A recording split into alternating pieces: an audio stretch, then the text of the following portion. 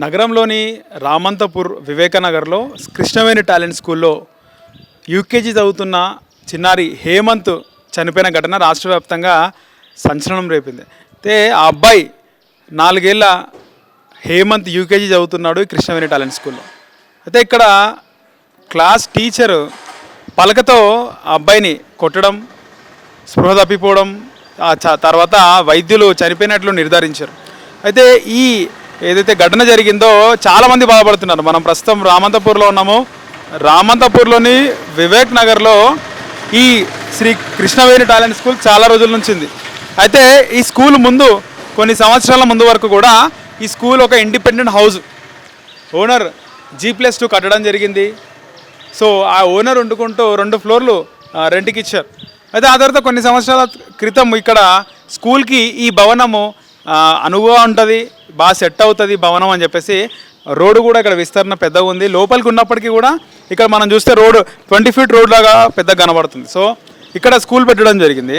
అయితే ఎప్పుడు కూడా గతంలో మనం స్థానికులను అడిగాము, ఇక్కడ ఎప్పుడు కూడా గతంలో ఇలాంటి ఘటన అయితే ఇక్కడ చోటు చేసుకోలేదు. మనం చూస్తుంటాము చాలామంది స్కూల్లో టీచర్లు కానీ కాలేజీలో కానీ ముఖ్యంగా స్కూళ్ళలో టీచర్లు కొట్టడము, బాగా కొట్టినప్పుడు గొడవలు అవ్వడం ఇవన్నీ సర్వసాధారణం మనం చూస్తూ ఉంటాం. కానీ ఇలా చనిపోయిన ఘటనలు చాలా అరుదు. అందులో కూడా చిన్నారి ఒక 4-5 ఏళ్ళ యూకేజీ చదువుతున్న బాలుడు హేమంత్ చనిపోవడం చాలా బాధాకరం.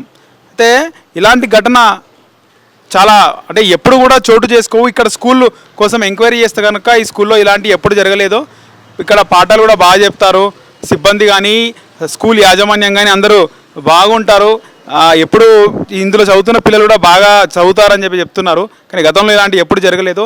దురదృష్టం శాతం ఇక్కడ అబ్బాయి చనిపోయినట్టు కూడా చాలామంది చెప్తున్నారు. అయితే ఇక్కడ అబ్బాయి కూడా స్వల్ప జ్వరంతో బాధపడుతున్నట్టు, అనారోగ్యం ఉన్నది అబ్బాయికి కూడా. అంటే స్లేట్తో కొడితే చనిపోతాడని కూడా కొంతమంది మాట్లాడుతున్నారు. కాకపోతే ఎంతకైనప్పటికీ స్లేట్ చాలా అంటే మనకి కార్నర్ చూసుకుంటే ప్లాస్టిక్ కార్నర్ ఉంటుంది స్లేట్. పెద్దవాళ్ళకు కొట్టినప్పటికీ దెబ్బ ఖచ్చితంగా బాగా తాకుతుంది, ఆ పెయిన్ అనేది లేస్తుంది. అలాంటిది చిన్నారి మెదడు ఎంత సున్నితంగా ఉంటుంది, సెన్సిటివ్గా ఉంటుంది.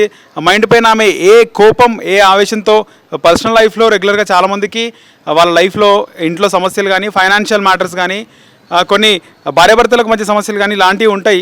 ఆ మైండ్లో అవి ఏం పెట్టుకుందో, ఆ టీచర్ మళ్ళీ ఎలా కొట్టాలనిపించిందో, క్షణికావేశంతో కొట్టిందా లేకపోతే ఆ పిల్లల గోలకు తట్టుకోలేక కొట్టిందా అనేది అయితే ఏదో విధంగా అయితే ఆ టీచర్ అబ్బాయిని కొట్టడం, ఆ దెబ్బ గట్టిగా తాకడంతో స్వల్ప అనారోగ్యము లేదా చిన్నారికి జ్వరం అవన్నీ పక్కకు పెట్టేస్తే కొట్టడం ద్వారా ఏదైతే ఆ హార్డ్నెస్ ఉంటుందో సెన్సిటివ్ తలకి తాకేసి ఎంబడే స్పృహ కోల్పోవడము, తర్వాత అబ్బాయి హేమంత్ యూకేజీ చదువుతున్న హేమంత్ చనిపోవడం జరిగింది. అయితే ఈ ఘటన చాలామంది బాధపడుతున్నారు. ఇప్పటికీ ఇక్కడ చాలామంది మనము మాట్లాడడం జరిగింది. సో ఈరోజు కూడా పొద్దున స్కూల్ యాజమాన్యం పొద్దున్నే వచ్చేసి లాక్ అంతా కూడా వేసుకుని వెళ్ళిపోయినట్లుగా తెలుస్తుంది. అయితే స్థానికంగా అయితే ఇది ఒక చర్చకైతే దారి తీస్తుంది. దీనిపైన ఎవరు పెద్దగా స్పందించట్లేదు. అయితే చుట్టుపక్కల వాళ్ళని కూడా ఒకసారి మనం గమనిస్తే కనుక ఈ ఇల్లు చుట్టుపక్కనే సమీపంలో ఇల్లులు ఉన్నాయి, పక్కన ఇక్కడ ఇల్లులు ఉన్నాయి. ఆ తర్వాత ఇక్కడ కూడా మనకు రైట్ సైడ్లో స్కూల్ని ఆనుకునే ఇల్లులు ఉన్నప్పటికీ ఎవరు కూడా పెద్దగా స్పందించట్లేదు. అంటే మన టుడే టుమారో ఛానల్ ద్వారా ఇలాంటి మనం ఏవైతే ఘటనలు జరిగినప్పుడు దీనిపైన మనము ఒక చర్చించుకోవాలి. దీనిపైన ఏదైతే జరిగిన ఘటన ఎవరి జీవితంలోనైనా ఇలాంటి ఘటనలు జరగవచ్చు. అయితే దీనిపైన అవగాహన ఉండాలి. పబ్లిక్లో అసలు ఏం జరిగింది అనేది కూడా మాట్లాడడం జరిగింది. కానీ పెద్దగా అయితే స్పందన లేదు ఇక్కడైతే ప్రస్తుతం. అయితే కొంతమంది స్కూల్ దగ్గరికి వచ్చారు. అంటే ఘటన జరిగిన దాని తర్వాత కూడా ఏం జరిగింది ఏంది అంటే తెలుసుకున్న వాళ్ళు, లోకల్గా ఉన్న వాళ్ళు, స్కూల్ తెలిసిన వాళ్ళు అందరూ కూడా ఇక్కడ రావడం జరిగింది. ఒకసారి వాళ్ళతో మాట్లాడదాం. నమస్తే అండి. మీ పేరండి? విజయ్ కుమార్. ఓకే, కృష్ణవేణి టాలెంట్ స్కూల్లో ఘటన జరిగింది. దీనిపై మీకు తెలిసిన సమాచారం ఏంది, మీరు ఏమనుకుంటున్నారు? అంటే ఇక్కడ చిన్నపిల్లల్ని టీచర్ కొట్టడం వల్ల అయితే మాకు తెలిసింది ఏంటంటే పిల్లగాడికి అంతకుముందే జ్వరం వచ్చింది, వారం నుంచి కొంచెం నెగ్లెక్ట్గా చూపించకపోవడం వల్ల కూడా జరిగింది అనేది అనుకోవచ్చు. అయితే ఏమైనా స్కూల్లో అట్లాంటి ఘటన జరగడం తప్పిదం జరిగినట్టే. అలాంటి చిన్నపిల్లల్ని మానసికంగా కొంచెం కొట్టడం కానీ అట్లాంటి చేయడం చాలా తప్పు. దాన్ని మేము తీవ్రంగా ఖండిస్తున్నాం. ఈ స్కూలే కాదు, ఏ స్కూల్లో ఇట్లాంటి సంఘటన జరిగినా కానీ దీన్ని తీవ్రంగా ఖండిస్తూ ఉన్నాం. రాబోయే కాలంలో పిల్లలకి సరైన పద్ధతిలో ముందే ఇక్కడ అయితే ప్రతి స్కూల్లో ఒక నర్సు ఉండాలి. జ్వరం వచ్చిందా లేదా చూసుకోవడం కోసం ప్రతి స్కూల్లో నర్సును ఉంచాలి, డాక్టర్ ఉంచాల్సిన బాధ్యత స్కూల్లోకి ఉంటుంది. పేరెంట్స్కి ఎట్లాగో ఇంటి దగ్గర చూస్తుంటారు, ఆ పద్ధతిలో చూపించాలని చెప్పేసి మేము కోరుకుంటున్నాం. అయితే ఇక్కడ మీరు గమనిస్తే కనుక చిన్నపిల్లానికి జ్వరం ఉంది, అనారోగ్యం అంటున్నారు. ఇక్కడ ఆల్రెడీ కొంతమంది చెప్తున్నమాట. మీరే కాకుండా అనారోగ్యం పక్కన పెట్టేస్తే ఒక స్లేట్తో పిల్లవాని నెత్తిపైన కొడితే, సున్నితంగా ఉండే 5 ఏళ్ళ చిన్నారి తలపై కొడితే ఎలాంటి ప్రభావం ఉంటుంది? అది ఖచ్చితంగా తీవ్రంగానే ఉంటుంది. దాన్ని తీవ్రంగా మేము ఖండిస్తున్నాం.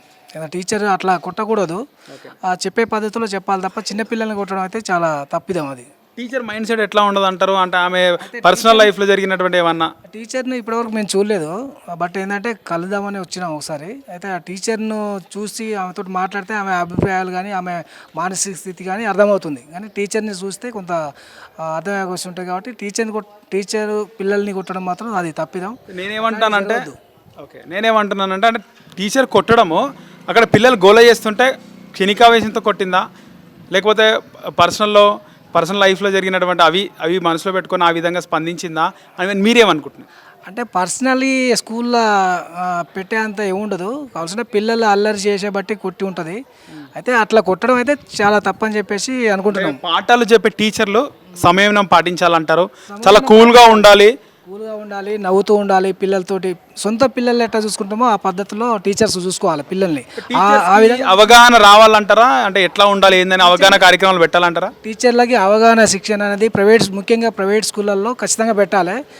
అవగాహన కార్యక్రమాలు పెడితే ఏమవుతుందంటే టీచర్లకి పిల్లల మీద ఎలాంటి శ్రద్ధ తీసుకోవాలో ఎట్లాంటివి చూడాలని చెప్పేసి గవర్నమెంట్ ఆ విధంగా పర్మిషన్ ఇచ్చేటప్పుడే ఫస్ట్ వాళ్ళకి అట్లాంటి పద్ధతిలో చేయాలి. కానీ అట్లాంటి కార్పొరేట్ సంస్థలలో ఈరోజు కృష్ణవేణి స్కూల్స్ చాలా ఉన్నాయి హైదరాబాద్లో. కానీ వీళ్ళకు బీఈడీ టీచర్స్ ఉన్నారా లేరా అవన్నీ చూసి ఆ టీచర్లను పెట్టుకోవాల్సిన బాధ్యత ఈ యాజమాన్యం మీద ఉంటుంది. ఖచ్చితంగా వాటి మీద ప్రభుత్వం ఖచ్చితంగా చర్యలు తీసుకోవాలని చెప్పేసి మేము కోరుతా ఉన్నాం. నేను TPTLF Telangana private teachers lecturers federation. అయితే స్కూల్లో జరిగిన విషయాన్ని అదే ఒక అబ్బాయి చనిపోవడం విషయం అనేది చాలా బాధాకరం, చాలా దురదృష్టకరం. ఇట్లాంటి ఘటనలు జరగకుండా మేనేజ్మెంట్లు తప్పనిసరి చూడాలి. ఎందుకంటే ఇప్పుడు ఒక టీచర్ని బలి చేస్తామా మేనేజ్మెంట్ తప్ప అనేది చూడాలి. ఇక్కడ ఇప్పుడు టీచర్ అనేది ఒక చిన్న దాంట్లో ఒక చిన్న ఎంప్లాయీ ఈరోజు తీసేస్తే వెళ్ళిపోతారు, అంటే భయంగానే ఉంటారు. కానీ కొట్టడం అనేది కూడా ముందే జ్వరం వచ్చింది అంటారు. కాబట్టి ఒక చనిపోవడం అనే విషయానికి వస్తే చాలా పెద్ద తప్పది. ఎవరైనా ఒకవేళ టీచర్ ఈ రోజులలో కొట్టే పరిస్థితి కూడా లేదు, నిజంగా కొట్టాల్సి వస్తే జ్వరం వచ్చిందా ఇవన్నీ కూడా చూడాలి కదా, చూసే పనిష్మెంట్ అంటూ ఉండాలి. టీచర్ కూడా ఆ మైండ్స్ తోటి ఉందా లేదంటే అవగాహన ఉందా లేదా క్వాలిఫైడా ఇవన్నీ కూడా మనం చూడాలి. క్వాలిఫైడ్ కాకుండా ఉంటే ఇప్పుడు ఒక టీచర్ని బలి చేసిన దానికంటే ఈ స్కూల్ మేనేజ్మెంట్ ఏం చేస్తుంది? మేనేజ్మెంట్ ఆ టీచర్ని సరైన గైడ్ చేయాలి కదా. ఇట్లా వచ్చిన వాళ్ళు ఉంటే ఇట్లా మనం ముందే వాళ్ళకి ట్రైనింగ్ కూడా చేయాలి కదా, కనీసం స్కూల్లోనే ట్రైనింగ్ ఇవ్వాలి కదా. మరి అయ్యకుండా ఏం చేస్తున్నారు మేనేజ్మెంటు? మాటలు చెప్తుంటారు రాజు గారు కానీ లేకపోతే షరీఫ్ గారు కానీ, మరి ఎవరితో ఈ స్కూలు లేదా మాటలు మస్తు చెప్తుంటారు, మాకు ఇన్ని బ్రాంచ్లు ఉన్నాయి అన్ని బ్రాంచ్లు ఉన్నాయి ఇంతమంది చేస్తున్నాం అంటుంటారు. మరి ఏం చేస్తున్నారు? మీ స్కూల్లో మీ ట్రైనింగ్ ఇచ్చే వాళ్ళని తీసుకోవట్లేరా, ట్రైనింగ్ ఇవ్వట్లేరా? మరి మేనేజ్మెంట్ ఏం చేస్తుంది? మేనేజ్మెంట్ ఏమో సపరేట్గా ఉండి ఉండి మేము టీచర్ల మీద వేస్తాం, లేదా మీరు వాళ్ళతో వీళ్ళతో ఇవన్నీ కాదు. మేనేజ్మెంటే బాధ్యత వహించాలి. ఒకవేళ టీచర్ సరిగా లేకపోతే అట్లాంటి వాళ్ళని ముందే పసిగట్టే పని మేనేజ్మెంట్ చేయాలి. ప్రతి ఒక్కరు చేయలేరు కదా. ఇక్కడ ఉన్న లోకల్ ఎంఈఓలు కూడా వాళ్ళు పర్సువేట్ చేయాలి. గవర్నమెంట్ ఏం చేస్తున్నది? గవర్నమెంట్ కూడా ఏ స్కూల్ పర్మిషన్ ఇస్తున్నప్పుడు ఎంతమంది టీచర్స్ ఉన్నారు, ఎంత క్వాలిఫైడ్ వాళ్ళు ఉన్నారు, వీళ్ళందరూ ఇంట్లో రిజిస్టర్ అయ్యి రాలేదా, ఇవన్నీ చేయాలి కదా. మేము కూడా డిమాండ్ చేస్తున్నాం, టీచర్లు అనే వాళ్ళందరినీ ప్రతి ఒక్కరిని రిజిస్టర్ చేయాలి. రిజిస్టర్ చేస్తే అలా క్వాలిఫైడ్ ఏంది, క్వాలిఫైడ్ లేదో కూడా తెలుస్తుంది. అప్పుడు ఈ స్కూలు కరెక్ట్ నడుస్తుందా లేదా కూడా అర్థమవుతుంది.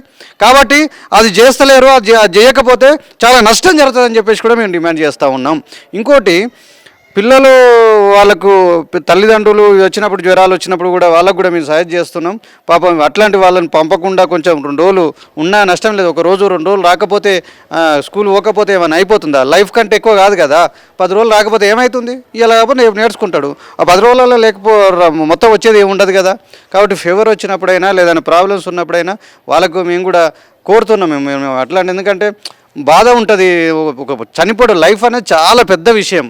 పుట్టడము లైఫ్ పెరగడం అనేది మనిషి చాలా విలువ. ఒక్కొక్కరికి ఒక టాలెంట్ ఉంటుంది. ఆయనకి ఎంత టాలెంట్ ఉందో అబ్బాయికి, కాబట్టి ఎంత భవిష్యత్తు ఉందో తెలీదు. అది పోవడం అనేది చాలా అన్యాయమైన, చాలా ఘోరమైన విషయం. అది పాపం అది జరగకూడదు. కానీ మేనేజ్మెంటే బాధ్యత వహించాలి, గవర్నమెంట్ కూడా బాధ్యత వహించాలని చెప్పేసి మేము అడుగుతా ఉన్నాం. వాళ్ళు నిర్లక్ష్యంగా ఉన్నారు కాబట్టి, వాళ్ళు స్కూల్ ఎడ్యుకేషన్ నిర్లక్ష్యంగా ఉన్నారు కాబట్టి ఇట్లాంటి ఈడ జరిగింది, రేపు వేరే దగ్గర కూడా జరుగుతుంది. ఎందుకంటే ఎటువంటి వాళ్ళు ఉంటారో ఎట్లా ట్రైనింగ్ ఇవ్వాల్సింది వాళ్ళు కదా, చెకప్ చేయాల్సింది వాళ్ళు కదా. అసలు ఆడ కూడా పోస్టులు ఖాళీ ఉన్నాయి, అవన్నీ భర్తీ చేయాలి. లేక ఇవాళ డిఎస్సి కోసం ఇందిరా పార్క్ దగ్గర గొడవ చేయాల్సి వస్తుంది. ఎందుకు తక్కువ పోస్టులు ఉన్నాయని చెకప్ చేస్తూ లేరు. అంటే గవర్నమెంట్ ఫెయిల్యూర్ ఇక్కడ స్పష్టంగా కనిపిస్తూ ఉంది. పోస్టులు లేవు, చెకప్ చేస్తూ లేరు, అందుకోసం ఇట్లాంటి స్కూళ్ళలో ఇవి జరుగుతూ ఉంటాయి. కాబట్టి ఇది చేయాలని చెప్పేసి మేము కూడా డిమాండ్ చేస్తూ ఉన్నాం. యాజ్ ఎ టీచర్గా మీకు సుదీర్ఘ అనుభవం ఉండొచ్చు.